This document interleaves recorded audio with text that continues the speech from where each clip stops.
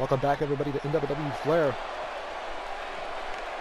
And let's see who's going to take on MJF in round 2. Oh my God. From beyond the grave, it's the man of 1,000 deaths.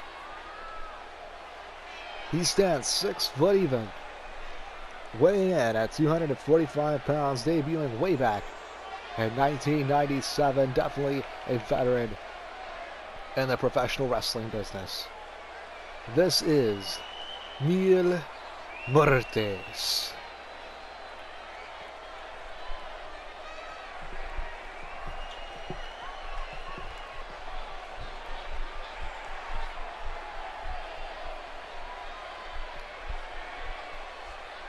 An interesting little fact about Muertes, his backstory, his background. Of course, I said earlier, he is the man of 1,000 deaths. He survived an earthquake that killed his family at age 7. And ever since then, he has not been afraid of death. He has just caused it. Supposedly 1,000 times, and I say supposedly, but I could see it.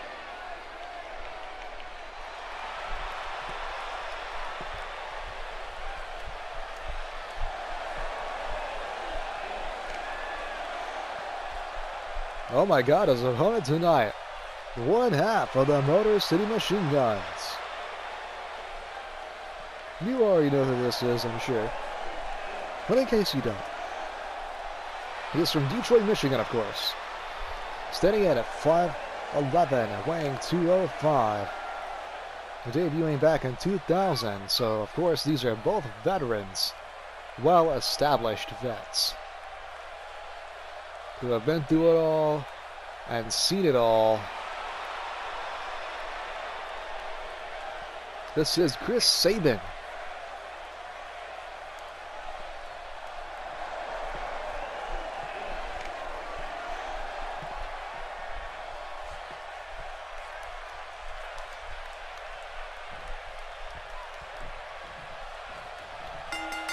And we saw Chris Sabin's tag team partner, Alex Shelley, overcome another monster in a huge setup, or a huge upset. That was close enough. I was like, all those same letters, of course it's pretty easy to mix it up. But we saw a big upset of Alex Shelley defeating Killer Cross in the first round. And I gotta admit, I was not really expecting that. But we are running this one match at a time. I am not restarting a single one of these matches to get the outcome that I want. So if Kenny Omega lost against Orange Cassidy in round 1, that was what was gonna happen. It's fair. And I think whoever wins it all legitimately should be the one to be our first world champion. The first NWW champion. And Sabin is not afraid to take the fight to Muertes. That's a big facebuster. I'm sure it's got a specific name for something that fancy, but yet so devastating that I'm really not sure, to be completely honest with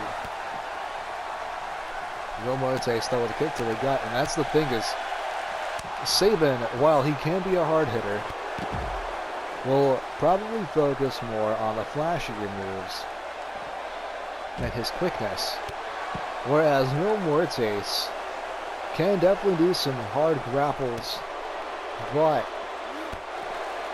is significantly known as more of a brawler. He hits hard, and he can take a lot of punishment as well. And Sabin's surprisingly able to lift the big man.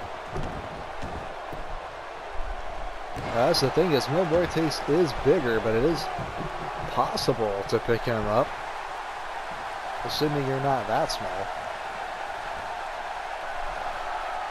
It's more of just his brute strength is what's intimidating.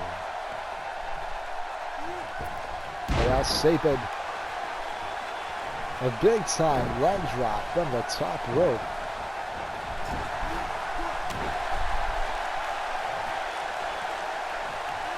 The Chris Sabin's finishers we have them listed here are All Hail Sabin and the Cradle Shock. Whereas Mil Muertes, he sticks to one. It's his flat laddering. And if you've ever watched either of these men's work, you know they're capable of a lot. But they are very different styles. Whereas Mil Muertes, we talked about their fighting styles earlier, but let's talk about their match styles. Mil Muertes, I think, would definitely prefer either something personal, something dark, or something violent. And I think Chris Sabin, on the other hand, would probably prefer something that allows him to use his strengths and speed, agility, and quickness.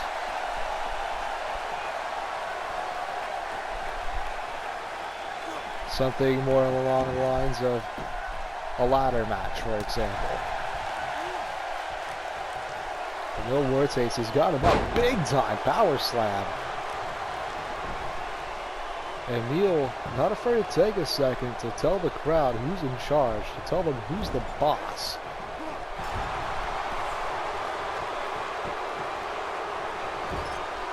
And we just saw another huge upset. And spoiler alerts, might want to mute it if you haven't seen it, but MJF, in the first round, defeated longtime friend and rival Cody Rhodes in what was a shocking upset, possibly the biggest shocking upset, as Cody Rhodes is what, our third highest rated wrestler in the overall rankings as of this moment. And it looked like Sabin was going for something big there. Oh my god. That was certainly some sort of flatliner there. And that's it. Mil Muertes advancing to round 2 to take on MJF. And let's see if MJF has what it takes to cause another upset.